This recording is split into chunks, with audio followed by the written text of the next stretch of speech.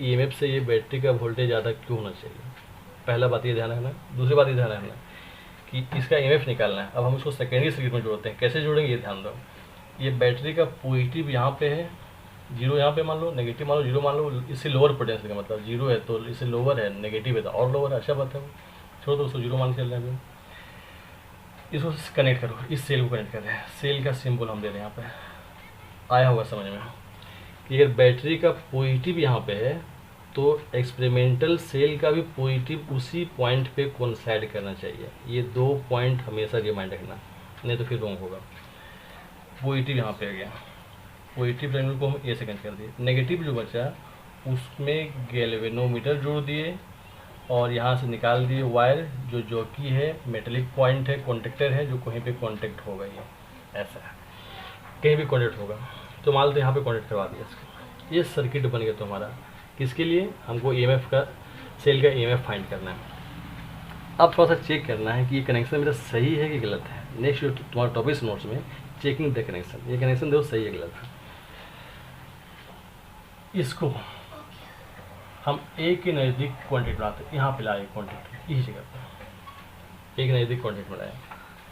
क्या होगा अभी हम क्या बताएं कि ये जो पोर्शन है तुम्हारा छोटा सा पोर्शन है, तो वो छोटा सा पोर्शन एक सेल का काम कर रहा है। क्यों काम कर रहा था अभी समझ में आ गया था। इस टाइप का हो गया ये पोर्शन। हम ये दिखा रहे हैं, मान लीजिए जे आ गया, J1 मान लेते हैं इसको। तो ये AJ1 जो तुम्हारा था, AJ1 ये एक सेल का काम कर गया और यहाँ से ये कनेक्ट है तुम्हारा एक्सपेरिमेंटल सेल, गैल्वेनोमीटर और यहाँ पे ये टच हो गया। ये पॉइंट A है, ये पॉइंट J1 है, ठीक है। अगर वायर बहुत छोटा है, ये वायर बहुत छोटा है, तो श्योर है पोटेंशियल डिफरेंस भी बहुत कम होगा। B=KL, ध्यान रखना, लंबाई कम है पोटेंशियल ड्रॉप कम होगा। ये 10 वोल्ट है तो मतलब 9 वोल्ट होगा, 1 वोल्ट होगा वो, मतलब ये वोल्टेज तुम्हारा कुछ 1 वोल्ट इस टाइप से आ रहा है। आज इसको मानते ये 2 वोल्ट का जो था, सचमुच में 2 वोल्ट का था। करेंट का क्या होने वाला, ये 2 वोल्ट तो करंट ऐसे फ्लो करवाएगा, ये 1 वोल्ट ऐसे फ्लो करवाएगा। डोमिनेंट कौन करेगा, भारी कौन पड़ेगा, ये 2 वोल्ट भारी पड़ जाएगा, क्योंकि इसके वजह से ज़्यादा करंट जाएगा, इसकी वजह से कम करंट आएगा। इस सर्किट डायग्राम बना रहे हैं, ध्यान रखना पे। तो हम यहाँ बोल सकते हैं इस केस में तुम्हारा करंट ऐसे फ्लो हो रहा है क्लॉकवाइज। अब मानते हैं क्लॉकवाइज करंट फ्लो होने से ऐसे कि गैल्वेनोमीटर में, ये गैल्वेनोमीटर ध्यान दो, गैल्वेनोमीटर का काटा अभी शुरुआत में जब स्विच ऑफ था, मेरा यहाँ पर स्विच लगा हुआ है, ये स्विच ऑफ था तो सीधा सीधा ये काटा था। लेकिन करंट जब ऐसे फ्लो होने लगा तो मान लीजिए ये ऐसे हिल गया, यहाँ दिखा दिया कि करंट फ्लो हो रहा है और वो क्लॉकवाइज फ्लो हो रहा है। यहाँ तक क्लियर हो गया है। अब ऐसे देखना, यहाँ पे हम जब लाए एक नज़दीक तो काटा इधर डिफ्लेक्ट किया। अब हम क्या कर रहे हैं, देखो इस जॉकी को B के नज़दीक यहाँ पे ले आया, यहाँ से ख़त्म कर दिया इसको, यहाँ पे टच करवा दी इस जगह पे। बहुत ज़्यादा लंबाई ले लिए, बहुत ज़्यादा लंबाई ले लिए, पोटेंशियल ड्रॉप बहुत ज़्यादा हो गया। ये 10 वोल्ट था, हम 0 के बगल में पहुँच गए, 1 के बगल में पहुँच गए, 9 वोल्ट पहुँच गए। मतलब अब जो तुम्हारा सर्किट बनेगा AJ2, इसको हम J2 मान लेते हैं। यहाँ पे J2 पॉइंट पे AJ2 वो तुम्हारा एक सेल का काम कर रहा है। हेवी पोटेंशियल यहाँ पे है, लोअर पोटेंशियल यहाँ पे है। ये 10 था, ये हम कहाँ पे पहुँच गए, 1 पे। 9 वोल्ट का डिफरेंस है, ये 9 वोल्ट पे पहुँच गए। ऐसा हम यहाँ पे पहुँच गए। ये मेरा सेल वही का वही था। अब क्या होगा, यहाँ पे समझ में आ गया, करंट किधर जाएगा, ये तो भारी पड़ जाएगा। मतलब जो तुम्हारा बैटरी का करंट था वो डोमिनेंट हो जाएगा, करंट ऐसे फ्लो होगा। अब इसमें करंट ऐसे फ्लो होना स्टार्ट हुआ, ऐसे। ये डिफ्लेक्शन किधर होगा, जस्ट ऑपोजिट हो जाएगा, किधर हो जाएगा, ऐसे फ्लो हुआ तो उधर भाग गया, ऐसे फ्लो हुआ इधर भाग गया। तो डिफ्लेक्शन ऑपोजिट हो गया, मतलब मेरा कनेक्शन बिल्कुल सही है। अगर डिफ्लेक्शन ऑपोजिट नहीं होता तो क्या होता, ऐसा कब होता। अब यहाँ पे तुम्हारा उसका आंसर मिल रहा है जो हम ये बोले थे कि बैटरी का वोल्टेज ज़्यादा होना चाहिए इससे। अब हम मान के ये चलते हैं, ध्यान देगा थोड़ा सा। अभी हम क्या समझे हैं कि अगर डिफ्लेक्शन ऑपोजिट ऐसे में हो रहा है तो तुम्हारा कनेक्शन बिल्कुल सही है, यहाँ पे प्रोसेस हम कर सकते हैं, ये ध्यान रखना। अब अगर मानते हैं कि जो अप्लाइड वोल्ट है वो तुम्हारा 1 वोल्ट का ही है, ये 1 वोल्ट का है और ये तुम्हारा 2 वोल्ट का है, क्या लफड़ा होने वाला है। हम इसको यहाँ पे लाएँ, ये अब जो सेल बन रहा है तुम्हारे पास, ऑक्सिलरी सेल जिसको हम बोल रहे हैं, ये जो बन रहा है इसको हम यहाँ से उठा के हम यहाँ पे लाए। ये 1 वोल्ट था, यहाँ पे 0 वोल्ट था, 1 वोल्ट ही ड्रॉप करना है, यहाँ पे 1 वोल्ट ही ड्रॉप करना है। ये कितना होगा 1 वोल्ट से यहाँ पे 0.9 होगा, 0.8 0.7 होते होते 0 होना है। कितना का डिफरेंस हो गया, ये 0.1 का डिफरेंस हो गया। मतलब इतना ये जो पार्ट है इस सेल जैसा बिहेव कर रहा है। यहाँ पे मेरे पास जो सेल लगा हुआ था वो 2 वोल्ट का था, करंट ऐसे फ्लो होगा इस टाइप से, ऐसे डिफ्लेक्शन ये दिखाया, ठीक है। अब हम इसको यहाँ से उठा करके हम यहाँ पे लेते आते हैं इस जगह पे। ये 1 वोल्ट था, ये 0 है, कितना हुआ यहाँ पे 0.1 वोल्ट, कितना हमको मिलेगा 0.9 का डिफरेंस मिल जाएगा, ये 0.9 होगा। फिर करंट किधर होगा, ये 2 वोल्ट है, ऐसा ही फुल होगा, ऐसा ही इधर ही फुल होगा, डिफ्लेक्शन एक ही तरफ मिल गया हमको। यहाँ पे अब ये ध्यान रखना कि हमको चाहिए था कि थोड़ा डिफ्लेक्शन ऐसा जहाँ पे 0 हो जाए। तो इसके पहले देखो तो एक बार डिफ्लेक्शन यहाँ पे हुआ था, फिर यहाँ पे हुआ था, मतलब यहाँ से जब यहाँ पे आया था तो बीच में कहीं पे हमको 0 डिफ्लेक्शन मिल सकता है। यहाँ पे 0 डिफ्लेक्शन, चूँकि याद है ना उस 0 डिफ्लेक्शन का हमको यूज करना है, चूँकि हमको वहाँ पे वी टेस्ट बीज का प्रिंसिपल ही अप्लाई करना है, ठीक है। यहाँ तक हम पहुँच गए। तो ये चीज़ समझ में आया कि अगर इसका वोल्टेज कम हो, इसका वोल्टेज ही ज़्यादा हो, तो डिफ्लेक्शन हमेशा एक ही डायरेक्शन में होगा, एक ही डायरेक्शन में होगा। मतलब किसी भी कंडीशन में इस जॉकी को हम कहीं भी घुमाएंगे 0 डिफ्लेक्शन शो नहीं करेगा, वो हमेशा डिफ्लेक्ट होते रहेगा एक डायरेक्शन में। लेकिन अगर ऑपोजिट में कर रहा है, मतलब कभी न कभी सिक्योरिटी चांस बन रहा था कि वो 0 बनेगा, इसीलिए इसका वोल्टेज ज़्यादा होना चाहिए। यहाँ तक क्लियर हो गया। अब दूसरी बात हमें क्या बोले कि पॉजिटिव यहाँ पे कनेक्ट हो। अगर पॉजिटिव यहाँ पे कनेक्ट नहीं होता तो ये कभी भी करंट 0 नहीं कर सकता, क्योंकि अगर करंट इधर जा रहा है दूसरा करंट भी इधर ही जाता। अगर हम इसको ऐसे कर देंगे तो ये कभी 0 शो नहीं करेगा। इसलिए 2 चीज़ होना जरूरी है, इसका वोल्टेज ज़्यादा होना जरूरी है और दोनों का पोलरिटी यहाँ पे सेम जगह पर मिलना जरूरी है। यहाँ पे हम कनेक्शन समझ गए कि अगर डिफ्लेक्शन दोनों अलग डायरेक्शन में हुआ तो मेरा कनेक्शन बिल्कुल सही है। अब हम आते हैं अपना मेन प्रोसेस पे। क्या करना है हमको, ये सेल का EMF E है, कितना है नहीं मालूम है, ये तो फाइंड करना है। यहाँ पे हम जोड़ दिए गैल्वेनोमीटर में जॉकी, यहाँ पे रखे डिफ्लेक्शन घुमा, यहाँ पे डिफ्लेक्शन घुमा, मतलब बीच में कहीं ना कहीं 0 आने वाला है। मानते हैं यहाँ पे 0 आ गया, इस जगह पे मिल गया हमको कि ये डिफ्लेक्शन 0 हो गया। 0 हुआ मतलब क्या हुआ होगा कि जितना करंट यहाँ से फ्लो हो रहा है उतना करंट यहाँ से फ्लो हो रहा है, मतलब यहाँ पे कोई करंट ही फ्लो नहीं हो रहा है। कितना क्लियर हो गया।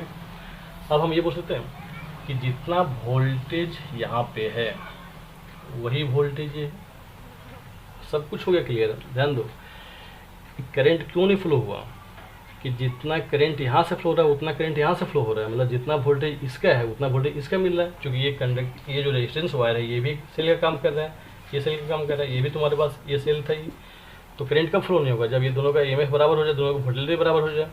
तो इस EMF को फाइंड करना है। इस EMF को सिंपल तरीका क्या था, स्विच को ऑन किए जो कि जहाँ पे गैल्वेनोमीटर डिफ्लेक्शन 0 दे दिया तो भी मिल गया हमको, ये भी मिल रहा है। यहाँ का difference equal to K × L, ये लंबाई L क्या है स्केल की हेल्प से माप लिया।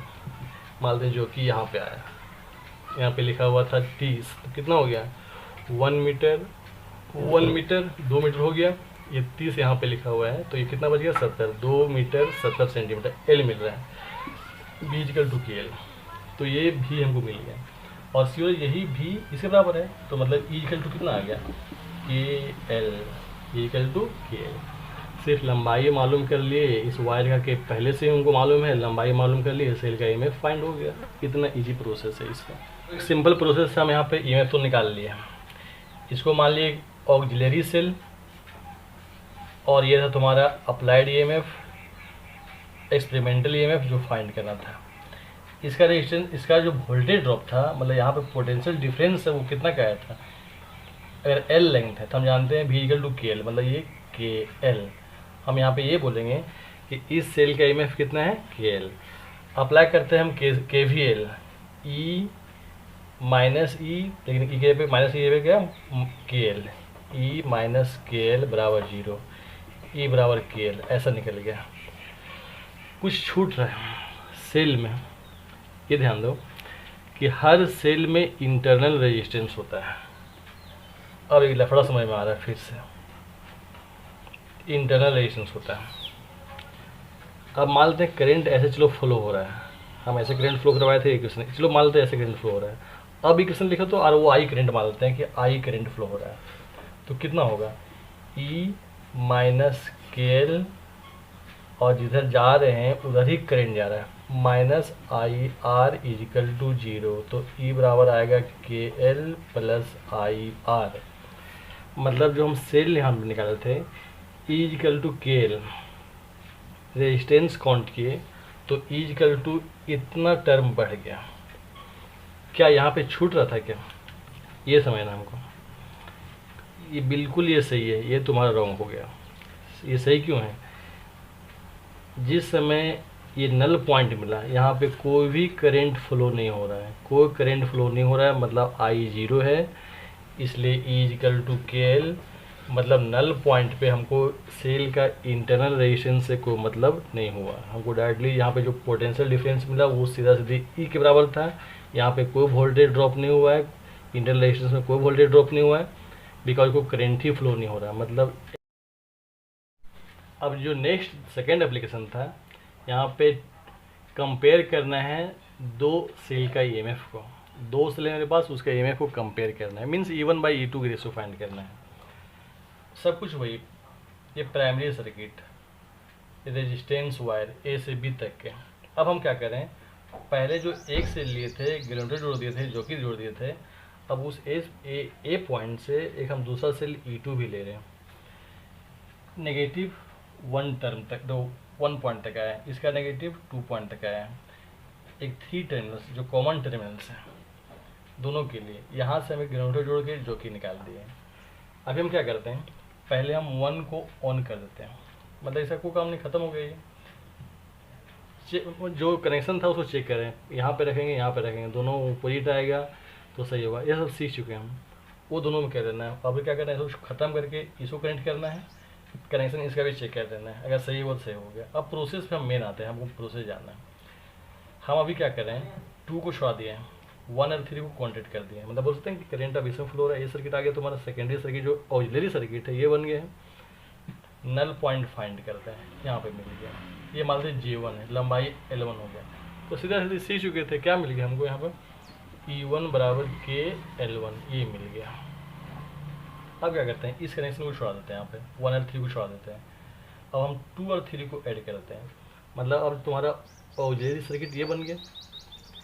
अब फिर क्या करते हैं, जॉकी को मूव करवाते हैं, कुछ ना कुछ अलग पॉइंट में हमको कहीं ना कहीं मिलेगा। हमको मानते हैं यहाँ पे J2 पे मिला, मतलब लंबाई L2 हो गया, सीधा सीधी बात है। E2 कितना आ गया, के L2, दोनों को डिवाइड कर दो, E1 by E2 equal to L1 by L2, simple है। अब दिक्कत नहीं है, जो समझना था हम पहले समझ चुके थे, कंसेप्ट आ चुके हैं, अब सिंपल प्रोसेस करते जा रहे हैं। यही तो हमारा। अब नोट्स देखना, लैंग्वेज काफ़ी लिखा हुआ वहाँ पे, चूँकि जैक बोर्ड है, पेज भरना होता है, भर देना लिख के, प्रोसेस में नहीं है। अब हमको यहाँ पे एप्लीकेशन 3 में फाइंड करना है internal resistance of cell, cell का इंटरनल रेजिस्टेंस जो स्मॉल आर, छोटा आर होता है। सिंपल हो जाए, ये प्राइमरी सर्किट, इतना लफड़ा खत्म हो गया, हम सिंपल बनाते हैं। ये बैटरी है, ये रेजिस्टेंस वायर है, यहाँ से एक वायर निकाले दो। अब हम क्या किए, यहाँ पे थोड़ा सा कुछ अलग किए हुए हैं। सेल यहाँ पे ई है, जिसका इंटरनल रेजिस्टेंस फाइंड करना है, लिखे नहीं यहाँ पे क्योंकि वो दिख नहीं रहा, वो है अंदर में है, वो एम्पियर बाहर में नहीं है। EMF भी मान दिए, इसके साथ में स्विच K1 जोड़ दिए, यहाँ पे रेजिस्टेंस हम जोड़ दिए R एक्सटर्नल, जिससे वैल्यू हमको बहुत अच्छा मालूम है, मार्केट से लाके ऐड कर दिए। एक स्विच यहाँ पे K2 जोड़ दिए यहाँ पे। अब यहाँ से कॉमन पॉइंट निकाल के G लगाते हैं, तो कहते हैं दोनों स्विच किलोमीटर है, ये दोनों स्विच को ऑन कर देंगे तो हम बोल सकते हैं कि करंट इसमें फ्लो हो रहा है। मतलब एक सेकेंडरी लूप यहाँ पे बन रहा है, जब ये कनेक्ट हुआ था कि लूप यहाँ पे ऑक्सिलरी लूप तो तुम्हारा ये हो जाएगा, लेकिन उसके बीच में भी छोटा सा एक तो ब्रांच लूप है, ठीक है। इसको हम ऑफ कर दिए, ये ऑन हो गया, मतलब करंट लफड़ा इसमें है, ऑक्सिलरी में है। कनेक्शन को कैसे चेक करना होता है हम सीख चुके थे, डिफरेंस इधर उधर हो गया, सही हो गया, वहाँ तक ठीक है। तरीका क्या है, हमको R निकालना है। क्या करते हैं, K2 ऑफ करते हैं, इसको ख़त्म करते हैं, अभी ये ख़त्म, बिना काम का हो गया। K1 को ऑन करते हैं, मतलब ये तुम्हारा लाइफ वायर है, इसमें करंट फ्लो हो सकता है। यहाँ से हम इसको डिटेक्ट करना स्टार्ट करते हैं, नल पॉइंट यहाँ पे मानते मिल गए, वो J1 पॉइंट भी मिल गया। तो ये क्या हो गया, लंबाई अगर L1 है तो सीधा सीधी फिर बात है, ई इक्वल टू क्या मिल गया हमको, K L one, E equal to K L one. यहाँ तक कोई देखिए सब हम लोग समझ चुके थे। थोड़ा सा क्या हो रहा है यहाँ पे, जैसे अब हम इसको भी ऑन कर दिए, K2 को भी, कैसा नहीं रह गया ये, इस टाइप से कुछ समझ में आएगा तुम लोगों को। देखो ये है, इसका रेजिस्टेंस आर है। सेल का जो अपना टर्मिनल पोटेंशियल डिफरेंस होता है अपना ओपन सर्किट में, वो ई होता है। लेकिन जब हम सर्किट को क्लोज करते हैं किसी रेजिस्टेंस से, तो अब जो यहाँ पे वोल्टेज अपेयर होता है, इसको हम बोलते हैं टर्मिनल पोटेंशियल डिफरेंस। मतलब अब किसी दो पॉइंट पे जो हमको वोल्टेज मिलेगा उसको हम वी से डिनोट करते हैं। याद आया होगा, पढ़ाए थे हम सेल में डिटेल में, थोड़ा सा उस टॉपिक को भी देख लेना। अब ध्यान दो, जब एक करंट दोनों स्विच को हम ऑन कर दे, करंट फ्लो होना स्टार्ट हो गया, तो अब किसी भी दो पॉइंट पे हमको ई मिलेगा कि भी मिलेगा, ई नहीं मिलेगा, भी मिलेगा। जो हम जानते थे कि भी का वैल्यू जो है ई से कम है, मतलब अब जो यहाँ पे हमको वोल्टेज मिलने वाला है वो ई से कम मिलने वाला है। इतना क्लियर हो चुका है। क्योंकि अब हमको यहाँ पे भी मिल रहा है, अब फिर हम नल पॉइंट को फिर खोजते हैं। अब ये चीज़ क्लियर है कि अगर भी कम है यहाँ पे तो ये पॉइंट थोड़ा सा नज़दीक में आएगा, तो इधर के नज़दीक में आ जाएगा। ये यहाँ पे मानते हैं J2, ये L2 हो गया। तो अब ये जो ये चीज़ समझो, ये जो के L2 हमको मिला, के L2 वो क्या मिला, ई मिला कि भी मिला, ये भी मिला हमको, भी, एक समझो हो गया। ये दोनों को हम डिवाइड कर देंगे, तो ई बाई वी इक्वल टू ये कटेगा L1 बाई L2 आएगा। सिंपल है, कोई दिक्कत नहीं। अब रेजिस्टेंस निकालने का फॉर्मूला था मेरे पास, internal resistance equal to R E by V minus 1, तुम लोग याद आया होगा, ये इंटरनल रेजिस्टेंस निकालने का फॉर्मूला है। तो ई बाई वी आ गया कितना, L1 बाई L2। अभी हम लेंथ को यहाँ से स्केल से देख लिए कितना लेंथ पे था, L1 L2। आर के बारे में क्या बताया, हम मार्केट से खरीद लाए हैं, इसका वैल्यू हमको मालूम है, आर निकल गया, बस ख़त्म हो गया ये। This is the potentiometer. थोड़ा वीडियो लंबा है, समझना 2-3 बार।